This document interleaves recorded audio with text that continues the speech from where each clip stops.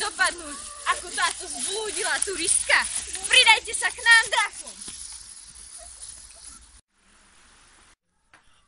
Tak viete, alebo... Hej, vitam.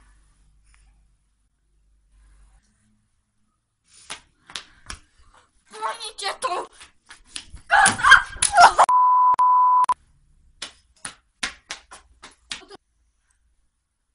Ale mohli by sme pohnúť tou kostrou.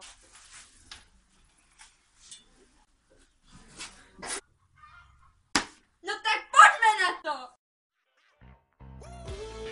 Takže takto nejako vyzerá naša kondičná príprava na veľký výkon.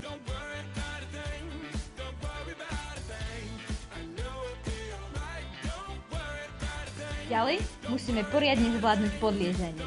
Je to obľúbená disciplína, hlavne keď vonku riadne prší. Ďalšia disciplína je hádzanie granátom.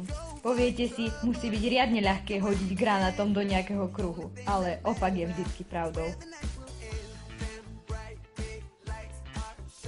Viazanie uzlov. Ach jaj, myslím, že mi zatiaľ stačí, že si viem zaviazať šnúrky na topánkach. Ale pre našich turistov je to hračka. Zvládajú všetky druhy úzlov, od dračej slučky až po ambulančný úzol.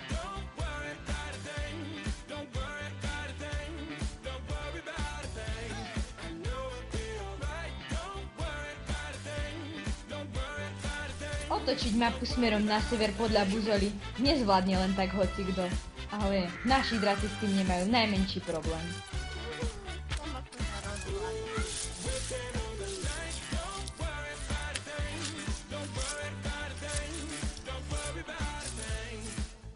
A najhoršia disciplína z pretekov je pred nami. Otázky.